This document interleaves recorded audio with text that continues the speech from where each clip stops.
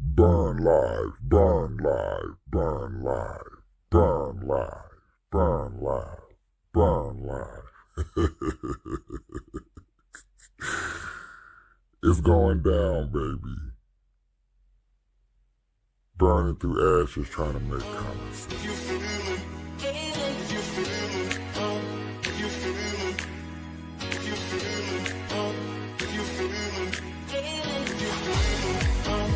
you feel it, if you feel it, if you feel it, if you feel it, if you feel it, if you feel it, if you feel it, if you feel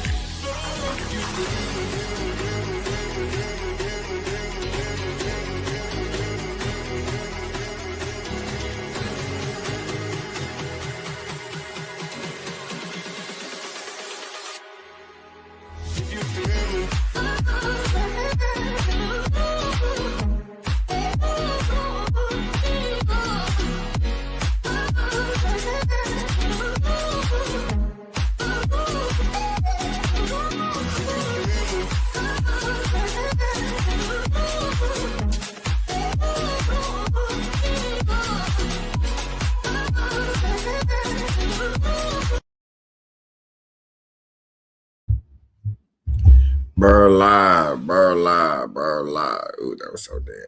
BurnLive, BurnLive, where we burning through conversations trying to ask y'all common sense. I ain't said that in a while. Sheesh. But that's basically what my channel is basically about. I think this is the newest, definitely my newest slogan, one of my best slogan this year. I'm supposed to be the theme of this year is boogeyman versus monster.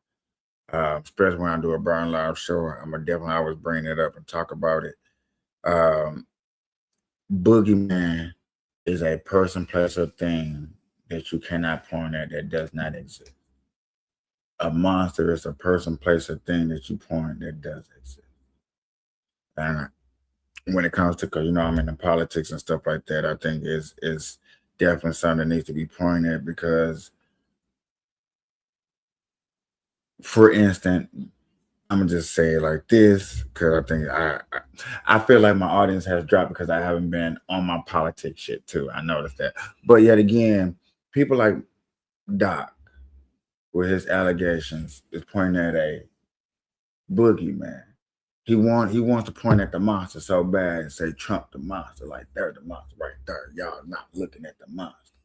But with everything that he is pointing at and stuff that's been going on, it really makes Trump be a boogeyman. And yet again, if you really look at how people look at Trump, he's a boogeyman, a big bad wolf dude that with allegations that aren't true. They actually look at him like his worst. They look at him almost like he Hitler or something. Like he could be the worst thing ever Right. for America. And then the Republicans are, well, let me say this, more conservative thinking people think he's one of the best things. You be the worst, but he's one of the best for other people. Mm-hmm. And I'm with it. I get that. And we're looking at all of these things that are going on with unsolved mysteries, people coming up mysteries, allegations, alleged allegations, cases like that. It's like everything in the bag that you can possibly look at. But yet again, most people are pointed at what is obvious. What's the most obvious thing to look at? Okay. Which Trump is like, I don't care what you do. You can do good. You can recommend, you could commend whoever, and he's still gonna be looked down. Basically, like you can't please everybody, which is a true statement. But True statement, but it's like you could please nobody. Even though his approval rate shows different. Yeah, it's all right there. I'll do it. It's all right.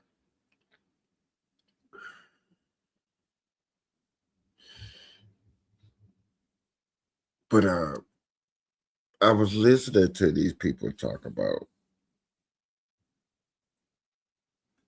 paying fair taxes. And I argue about paying fair taxes with a lot of people. And I do be a lot You argue what? about rich people paying fair taxes. They say that rich people don't pay their fair taxes.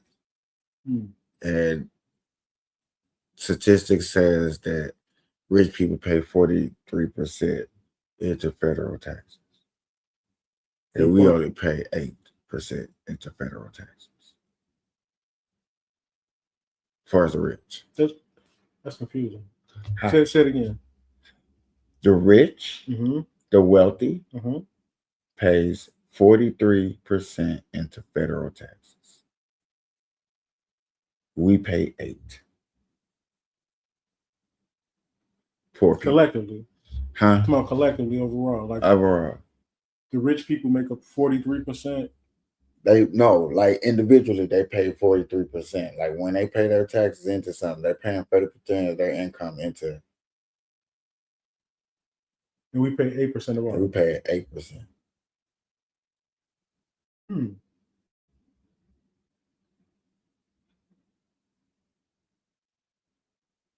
So and the thing I've been learning too is this thing they be calling tax the rich, where they want to tax the rich. They want to up it 1%, 2%, 3%. And my resource has been showing me like every time they say they want to tax the rich, the poor end up paying the cost. Why? Because you tax the rich more than what they already getting taxed, and they can't make no money, no profit. Guess what they do? What? They leave. And so who gonna fit that bill? Right, the poor people. Okay. And my resource been like really teaching me like we gotta stop with that propaganda. Favorite P word. They gotta stop tricking people into thinking that we could tax the people that has enough money to go change their surroundings. But they'll never stop tricking people. People need to stop being tricked. When you fall for the same thing for 10 straight years, maybe they're just dumb. Maybe some people are just dumb or don't care. Because I don't think people are dumb. I just think they don't care enough to pay attention to patterns. So what would you tell an old head? About what? People that think that they don't pay their fair share, rich people don't pay their fair share. I would tell them to do their own research. And even if you watch this news channel or you watch that news channel, fact check them. Fact check them when you watch it, That's okay. So, and I'm with you on that. And I have actually seen representatives admit that the rich pay a lot, the poor don't pay that. So why would you trick? Why would you trick the people? Like that's and then like you said, people want it. But then the follow-up question behind that, not to answer that question, answer this. What you say, why do we fall for tricks? Why do we like tricks? Magic trick. I don't know. I really don't. Why is there people out there tricking us to teach us that there's still racism around that? What our people because it dumbs them down. It's easier to fool people than to convince them they've been fooled.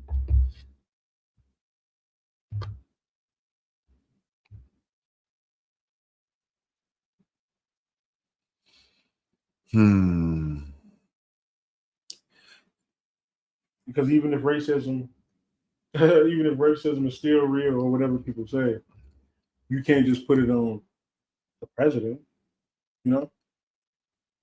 You just can't put it on the president like, hey, you're the leader. You're the CEO of racism, You just can't put it on the president like that. Because believe me, black people voted for him too.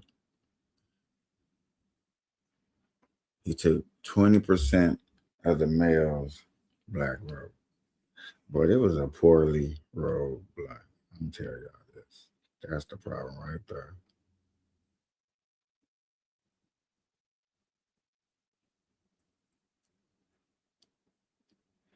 Damn. Man. And other dudes, I ain't gonna stick on to this too long. Dude, I got some moments. I got a special report coming soon. David's in court, y'all. David's in court. Let me. No, let me say it like this. This David guy, person of a character, is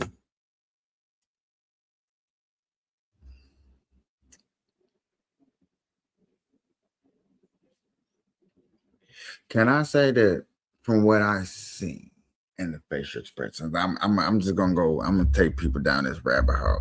I think this dude is intrigued. Think David is intriguing? Intrigued. Intrigued by what? Everything that's going on. I don't think he mind sitting down. You don't think what? I don't think he care about sitting down. Me either. Remember, I told y'all, I didn't think they would even press charges on him. Because I feel like there's so much people that's going to have to go to jail. No, he finna fall. Of course he's finna fall, but she was at all his shows and backstage, and she met his family. So y'all knew Stuff like that. I ain't gonna lie to you. Stuff like that. If that part gets looked in, it's gonna get looked in past his sentence. I'm saying, if it's really gonna get looked at, what you're talking about, where you're looking at parents and parents taking the extra accountability, like where parents used to have to take the accountability for your kids going to school, where parents are getting tickets, right? This is just not working today. So, in the case of, because you got to get his lawyers never gonna look at the R. Kelly case and stuff like that. There are I don't know any other case, but there are plenty of cases in the R. Kelly statute that David and his gonna use. No, I understand that. So, but for the prosecutors to, make their case, I think a lot of evidence going to have to come out as far as the when and the where, and who knew about it. And I ain't talking about the when and the where her murder or them killing her, just everything involved. It depends on what's on all our files, because yet again, he's the type of person so far that is going to record and document everything. Yeah, I wouldn't deny that, but they said they found him with 40 terabytes of, CP, if you know what that means. You hear me? But that don't mean I killed the person. That's a whole other charge. I'm gonna be honest. I would believe he killed her before I believe he has some 40 terabytes of CP. I'm gonna be honest with you. Because that really came from left field with that one. You know what I'm saying? So y'all, my lovely lady at Kick Ass has been taking us down this rabbit hole of David. And shit, I forgot I got this down. One of my lawyers have finally picked up the case and is going to give us a little breakdown. Now, is this going to be the best breakdown? I don't know.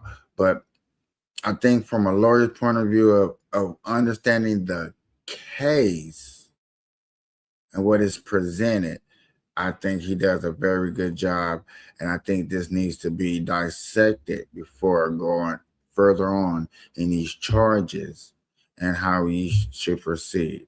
So, without a further ado, ladies and gentlemen, I'm going to show you Nate the Lawyer. Go check him out. I'm going to put him in the description. Let's get into this. A dismembered body inside his car. The pop singer David was in a Los Angeles court today answering to charges of murder. If you, like me, had no idea who David or D4VD is before this body was found in the trunk of his car, let me catch you up. Popular singer David arrested in connection to the death of a teenage girl, seen in this footage obtained by the California Post. So the singer David is being charged with the murder of a 14-year-old girl. Her body was found in the trunk of his car. Let's talk about it.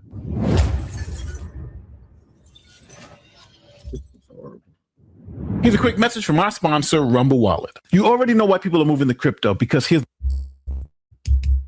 so you can move value financial and digital for you. This is 21-year-old David Anthony Burke, born March 28th, 2005. He's from Queens, New York, but he was raised in Houston, Texas. Now, he goes by the stage name David, spelled D4VD. Now, in 2022, David blew up, having multi-platinum hits, and he exploded on TikTok. Now, according to prosecutors, in 2002, he met Celeste Rivas. At the time, she was 11 years old, and he was 17. Now, fast forward a year where she's now 13 years old, David is 18, and they begin having a relationship. Now, in the state of California, the age of If y'all don't look at that scenario, and I kept trying to say that with that age, I was like, how old was he when she was 13? And everybody was like, so he was 18. Still, I get it, but y'all gotta look. Hey, that's a big difference. I was trying to slander a person in a case in the file. is 18 years old. Now, what that means is that if someone's 18 years or older and has intercourse with someone who's below the age of consent, that's what's known as statutory rape. Now, California has what's known as Romeo and Juliet laws.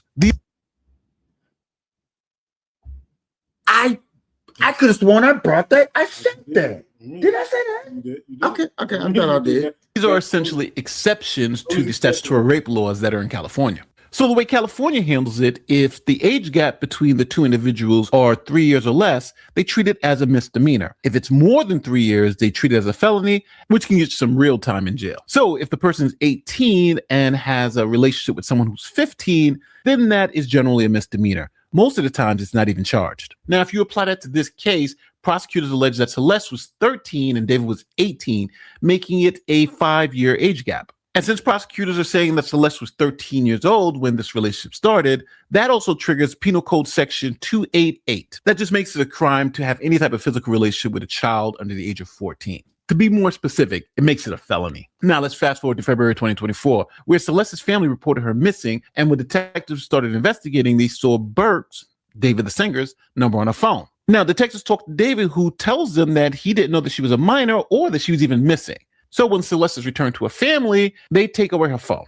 Now, at this time, David has blown up, so he has money to burn. And allegedly, he continues pursuing Celeste, drives to her school, and allegedly pays the student $1,000 to give Celeste a new phone that he bought. Now, the text messages they were sharing between the two are going to become very important in the case against David. Also in the evidence are text messages that discuss sex between the two, her pregnancy, and an abortion. Celeste texting Burke, quote, "All we do is have sex and just hang out." Yet again, dude does like or loves like whatever you want to call it, making sure everything is documented. That's just I know, but I know. I feel it. But Out, man, I want more than that for myself. Now, prosecutors allege that the relationship between David and Celeste started to sour because David's now a big star, he's meeting other women. crazy.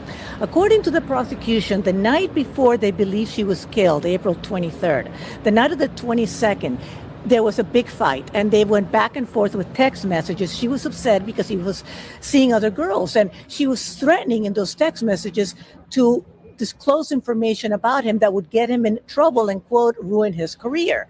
So he actually gets an Uber for her, according to prosecutors, and has her delivered to his home that day, April 23rd. Now, what you just heard was what prosecutors call motive, the reason why they believe David committed this heinous act of killing Celeste. So we know that happened. We also know that a motive was released.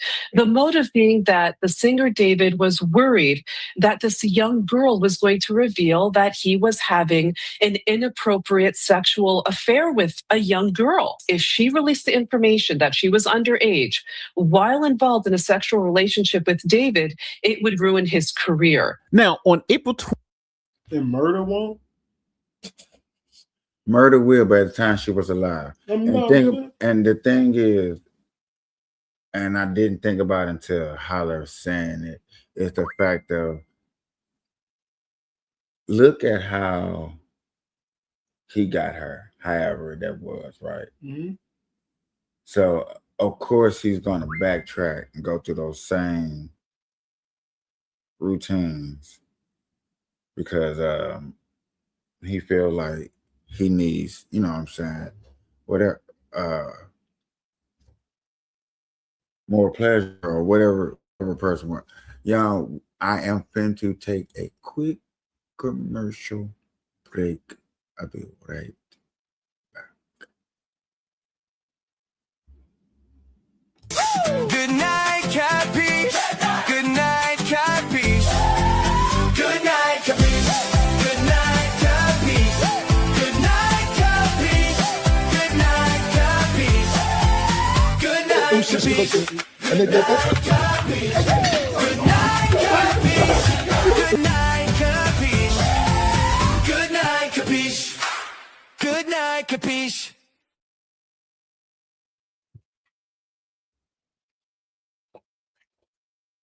23rd, 2025, prosecutors allege that David ordered an Uber to bring Celeste to his home in the Hollywood Hills. Now, prosecutors allege that when she got there, David killed her. Then he took her cell phone and drove to Santa Barbara, where he started texting her, making it seem like she never came to his house. They say he stabbed her to death, and he actually waited, according to this complaint, until she, quote unquote, bled out. Then he took her phone, traveled to Santa Barbara, and kept on calling, texting her, saying, where are you? Where are you? As her body is sitting in her house, again, according to prosecutors. So he goes to Santa Barbara, and that's where, according to the complaint, investigators actually found her ID. So allegedly, David comes home. He now has to dispose of his body. And here's the evidence prosecutors say they found in their investigation. Blood evidence in David's garage that matches Hernandez's DNA.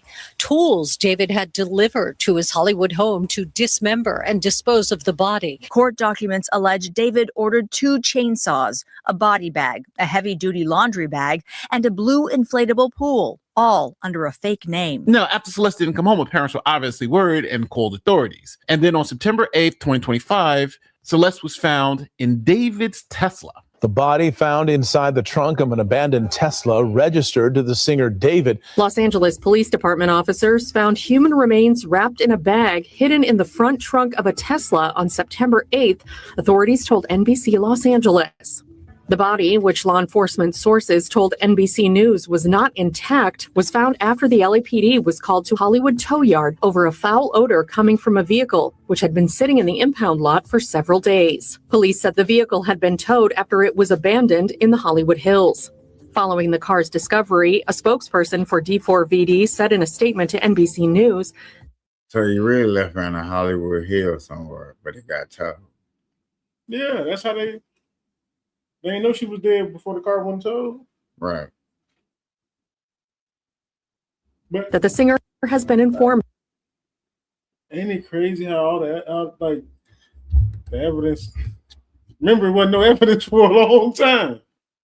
And all this pow.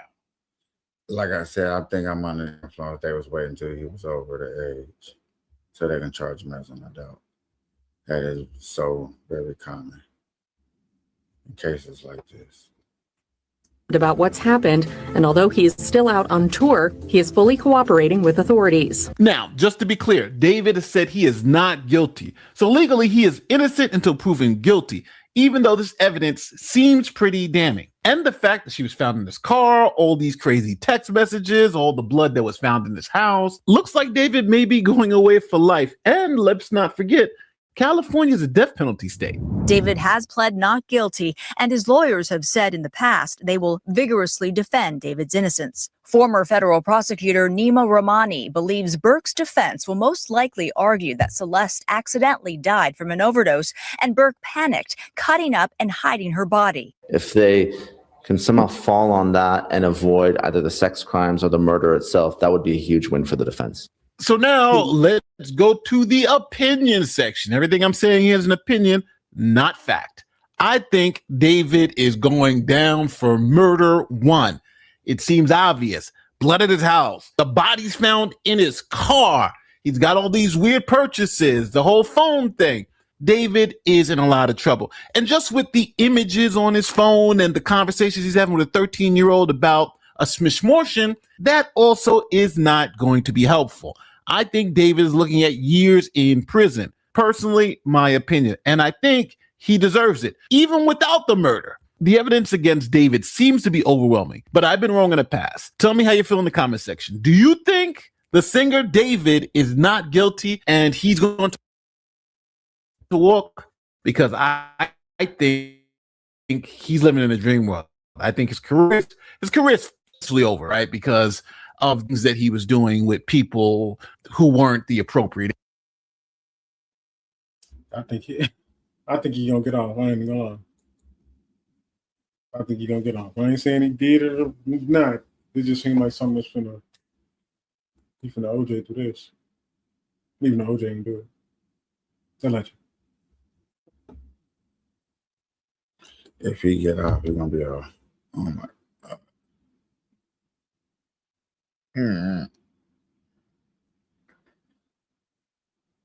They're gonna bring him up. He's gonna definitely be one of those cases.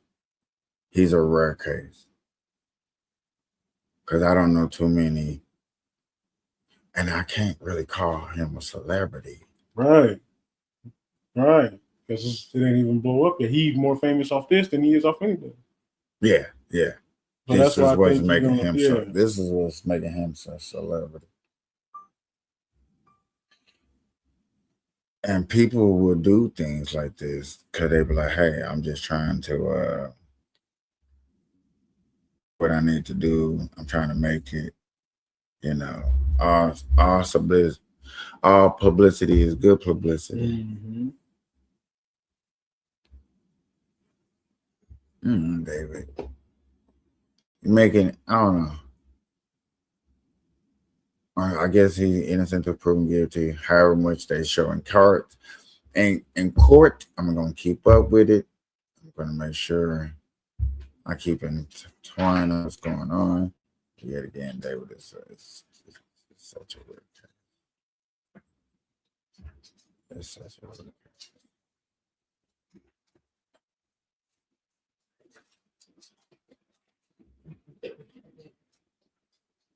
In other news,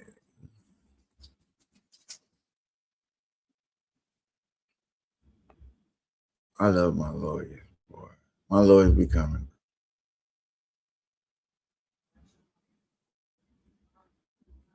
I think she had I think I know where that case is. Y'all, I had this one thing I wanted to share. I couldn't think about where it was at until I just seen her face.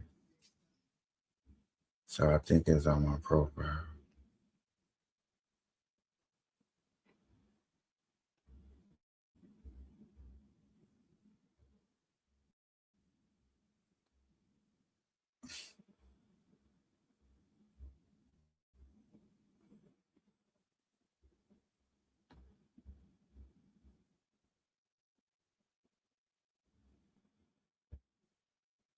No.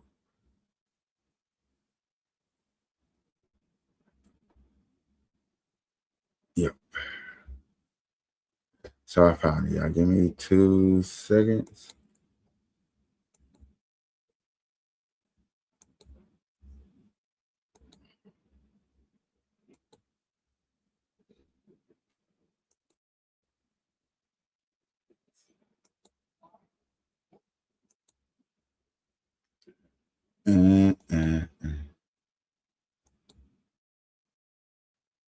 Black woman is going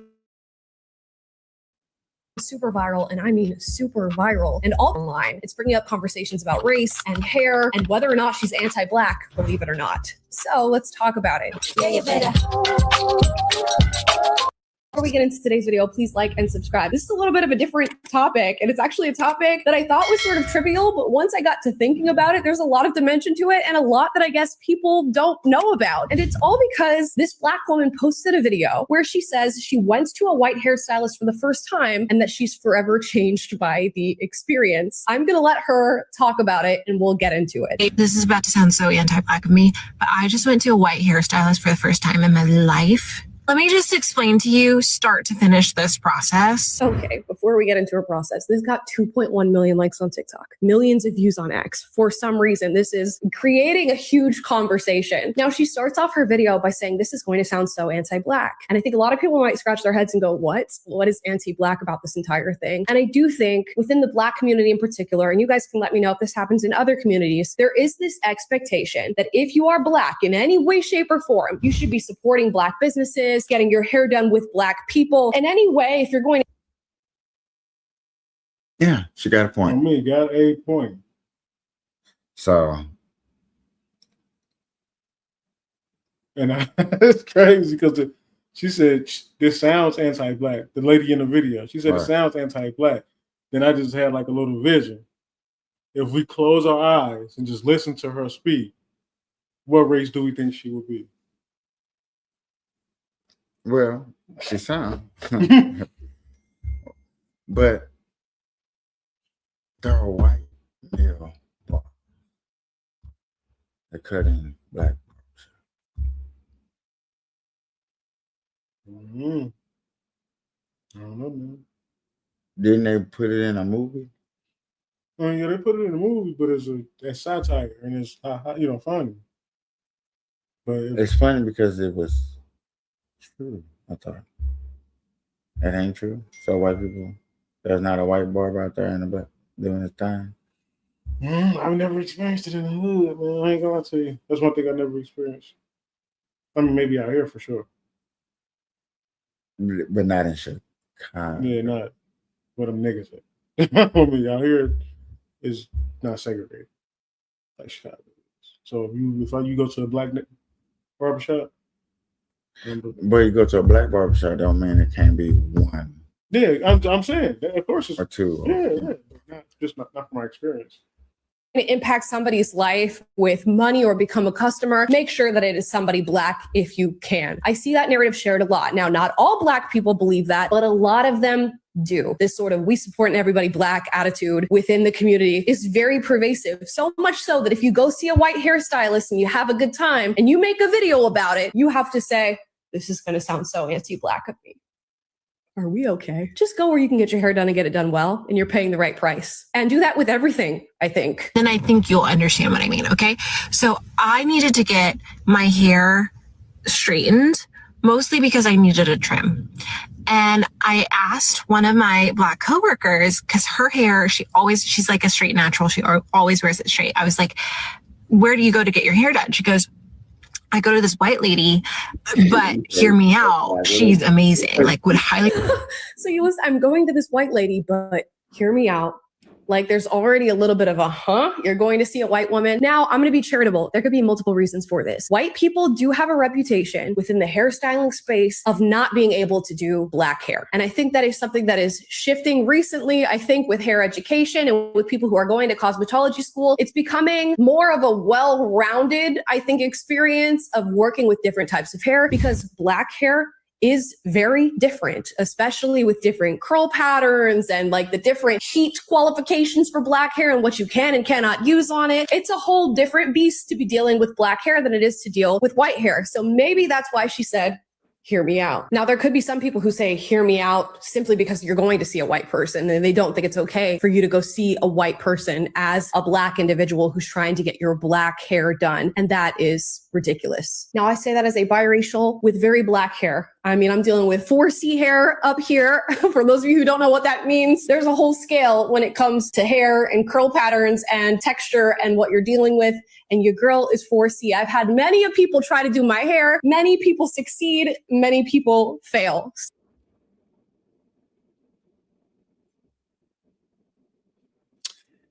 Hair. She said she got black hair. Yeah. She's very mixed. Do it look like she got black hair? Yes. Mm-hmm. I can't see enough to make a That, decision. that stuff look like it's now. So I think that is a shared experience for probably everybody with hair on their head. But I think within the Black community, hair gets a lot of talk about who does it and who does it right, because it can come off as a far more complicated process than maybe a straighter hair or a soft. One thing about content creating, I get it. You gotta be perfect, gotta be right, make a good video and get to the point. But when I see all this editing and cuts and all this stuff that they do extra, especially for this type of content, it makes me wonder, like, what did you really say behind all these cuts? Because in this case, there are a lot of cuts. Yeah, but you know what I'm saying? I understand the cuts is just trying to say the script right, and you was messed up, or you feel like you didn't say it right, or you want to get this angle. I get it, and then I don't get it. That's how, if I did videos, that's how I would do it. Rehearsed. Unless it was in a debate. You know, unless it was in a debate type of thing. Yeah, and I get it. Yeah, and I get it. I get it.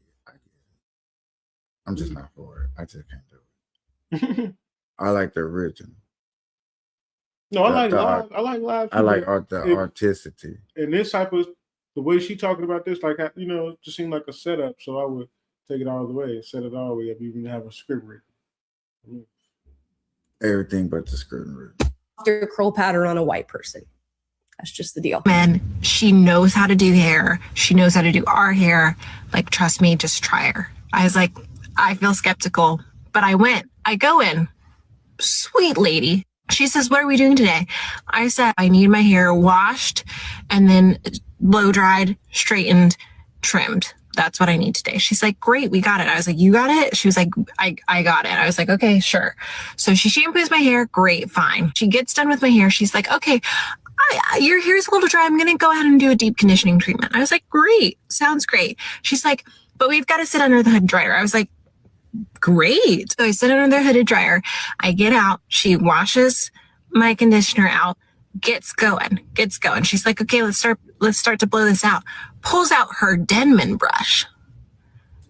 I said, honey, where'd you hear about that? She's like, yeah, this is what I was like, got it. I think a lot of people are watching this and wondering, why is she so shocked that somebody knows how to do her hair? And I will say, with black hair, as I said before, it's a little bit more of a process, and there are things that you would do differently than if you're doing a white person's hair. The detangling process is different. The heat you use is different. What type of products you're gonna use on the hair are typically going to be different for black hair. And I think black people have a particular culture surrounding hair and what is used on it that they feel like other people are not aware of or not privy to. So when you... Why do we feel like people, other race, just don't get us? Just that slave mentality. Like, we ain't been here long enough. We ain't been taped, filmed. Right. We ain't complained, bitched. Man, that's that mentality, bro. That's that mentality. You don't understand my hair. Bro, how? I used to... You know what I'm saying? Especially if black people believe what they believe, like how we were slaves and all this. Like, come on, man. See a white person who knows exactly how to do it, and beat for beat and step by step is figuring it out and showing you that they know how to do it, maybe it could come off as a surprising experience. So just a little thing to know there. I grew up in a white family with my white single mother and my grandmother, and they sort of tackled doing my hair. And it was just this huge thing because it was so different from their hair, and they tried their very best to figure out how to do my hair. And over time, It got better and better and better. And I'm sure they watched YouTube videos and tutorials. And you know what? By George, they figured it out. They figured it out. Uses the Denman brush, blows out my hair. Gorgeous, by the way. In small sections, beautiful. Took her time. I didn't have to worry about my hair being yanked and pulled out and breaking off. She gets done. She's like, okay, let's go ahead and straighten. She pulls out her rat tail comb. I said, you're about to use that? She said, I'm about to use that. I said, I was wrong. I'm so, let me just get out of your business. Let me let you handle it. I hate you at the moment. I really do hate you at the low end. Right. I soon as she talked, I got that sense from her. So maybe it's something else, man. You know how to handle. So for those of you who don't know and who are maybe not familiar, I know there's plenty of white people who also use rat tail combs on their hair, but it's particularly good for sectioning off black hair when you're working with it, and especially when you're going to be straightening and going through this entire process. So the more you know. Did my whole hair, trimmed me. I said, this was beautiful, wonderful, gorgeous. Thank you for all you do. Oh, by the way, also curled my hair at the end. I say, hey, how much do I owe you? She says, $80.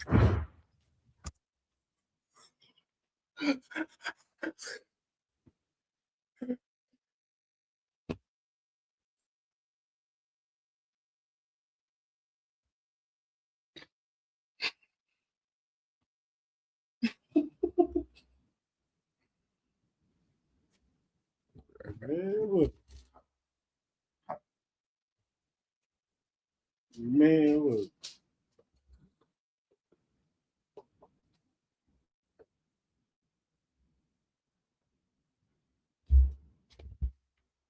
Huh.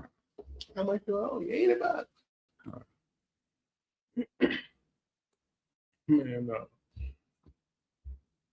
Black hair when you're working with it, and especially when you're going to be straightening and going through this entire process. So the more you know. Did my whole hair, trimmed me. I said, this was beautiful, wonderful, gorgeous. Thank you for all you do. Oh, by the way, also curled my hair at the end. I say, hey, how much do I owe you? She says, $80.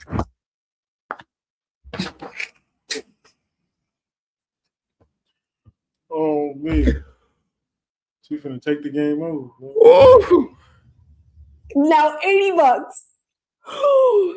My heart would have sunk, okay, to my stomach. $80. Are you joking? Okay, guys. And this might be something that's also an area of unfamiliarity when it comes to hair. If you have black hair and you are going to get that black hair done, $80 is basically unheard of. And you guys can let me know your own testimonies in the comments down below if you have somebody who does your black hair for $80. But no, let's add a 2 to the beginning of that, at the very least a 1, because it's unheard of. At least for me, I have never ever stepped foot in a place to get my hair done in any way, shape, or form and thought $80 was going to be the result. I said, is there one before the 80 or maybe?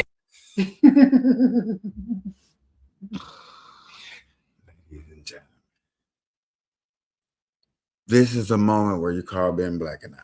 No, me. Learn something. There are reasonable prices out there for us to deal with, ladies and gentlemen. They're just not in black shops. 2 before the 80, because like that's kind of what I'm used to. Because mind you, you deep conditioned my hair, you trimmed it. I have layers, by the way. It wasn't just a straight across. I have layers, and she had to trim layers, and she also curled it. So I was like, "Are you sure that that's the right number?" She's like, "Yeah." Handed it over willingly, and then some. And I just after that experience, and then some. Tip.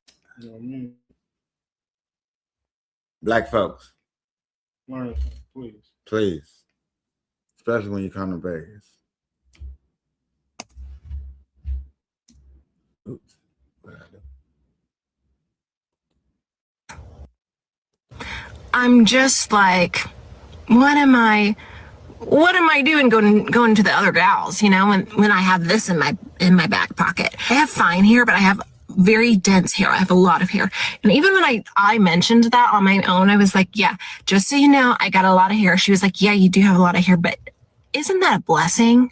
I was like, what? She said, it's just, I was like, yeah, but curly hair is a lot of work. She was like, yeah, but it's so worth it. And this is interesting because I've had so many different split experiences on this subject. I, like her, have a lot of hair on my head. And if you are going to black hair salons, I think there's a split in just the cultural difference from what other people may expect from a hair salon.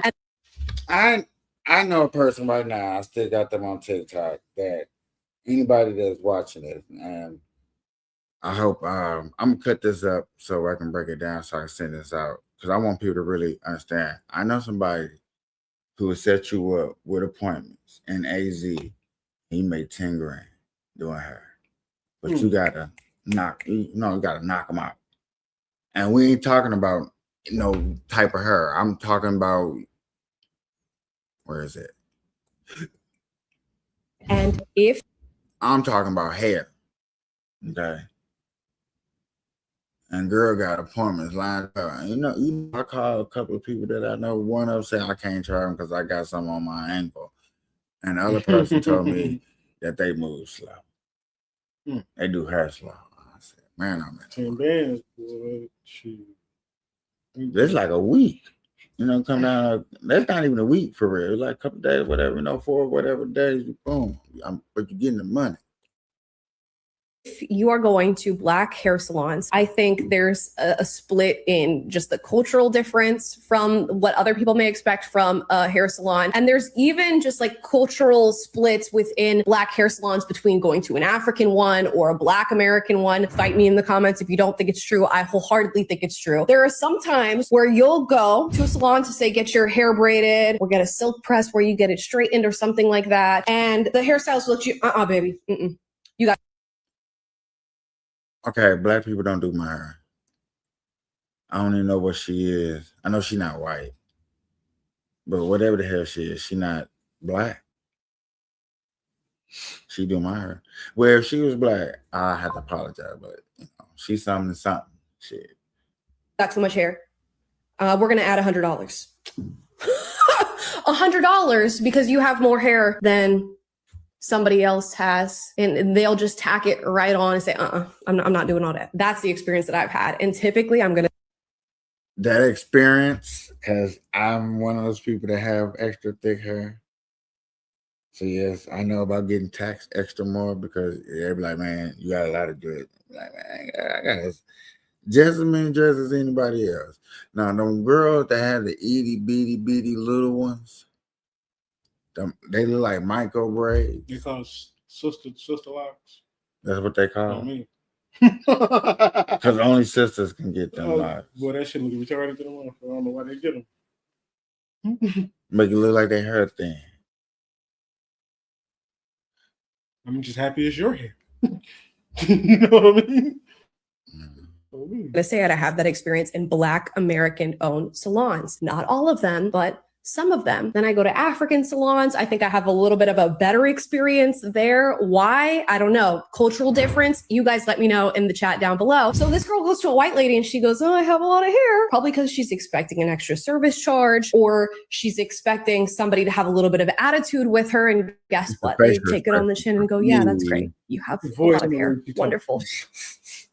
Don't shoot the messenger. I was like, you're more pro-black than most of the stylists that I go to who see my head of hair and then say, hey, gotta charge you $100 more. It's almost like race doesn't matter with where you get your hair done, and you don't have to support a certain group of people just because you share the same skin color as them. You should go where you are wanted, go where you are going to be served, and properly so, and where somebody knows exactly what they're doing with whatever it is you have going on. In every case, outside of even just getting your hair done, and I know this conversation can seem sort of trivial, but I do think there are sort of cultural nuances all like sprinkled throughout this entire story and what she's saying and what she's experienced. And it does go beyond this one singular experience. It's a mindset about who we support, where we go to get things done, how we interact with other people in society. And when you allow race to just infiltrate every single thing that you do, and you hear an experience like this and you label this individual as anti-Black, you're doing them a disservice, you're doing yourself a disservice, you're doing society a disservice. You've got a lot going on and this is like kind of too much to deal with. More affirming than any stylist I've ever been to in my life. And now I'm sitting here like, I'm sure it's not every white stylist. I'm sure I found a golden ticket. But I'm sorry. To the stylists who have touched my hair before, you simply aren't going to see me anymore. And I feel so bad because I love supporting Black business. I love it. It's in my blood. You should love supporting good businesses. It's not. Stand up. What that dude said on High. Stand up for your rights. Walk on out. Nothing to do with your blood or your skin color or what you have going on with your identity. You should just like to support people who are good people and people who do good work. You know what I mean? But knowing what I know now, I can't go back. Okay, knowing what she knows now, she can't go back. You know, sometimes white gets it right. It's just.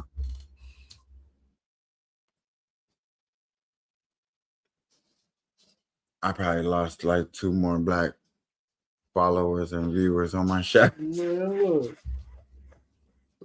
I know she talking about hair, but she really is deeper than that, because that's what once you really experience different experiences, you really go have that mentality. Why would I go back to being a Democrat when you know what I'm saying? You know. They love me over here.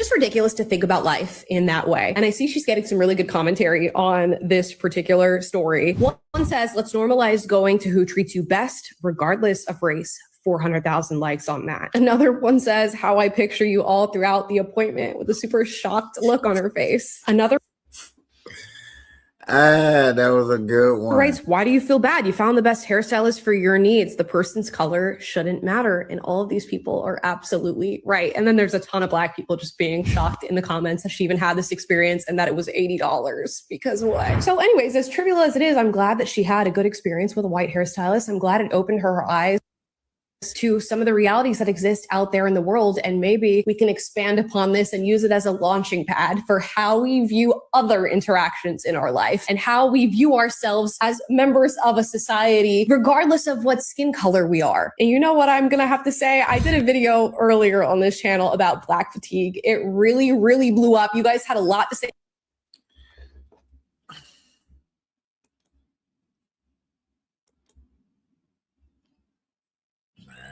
White folks stealing Black men, and now they stealing. The white folks up 100 points, man.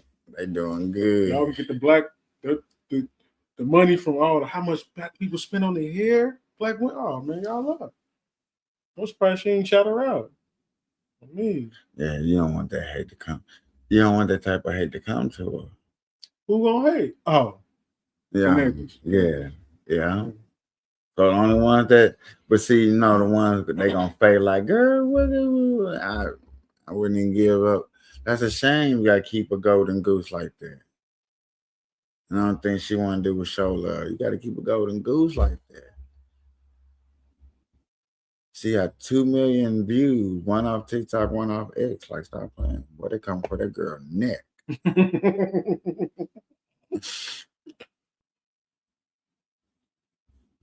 But then, you know what's gonna be sad? Y'all gonna come for that girl neck, and she gonna do a GoFundMe and make 3 times as much as y'all took. Quit messing with people's finances, because they financially bounce back every time. And with that, ladies and gentlemen, I'm gonna say good morning, good afternoon, good evening. Every time you watch this, this is the BurnLive show, and I'm gonna say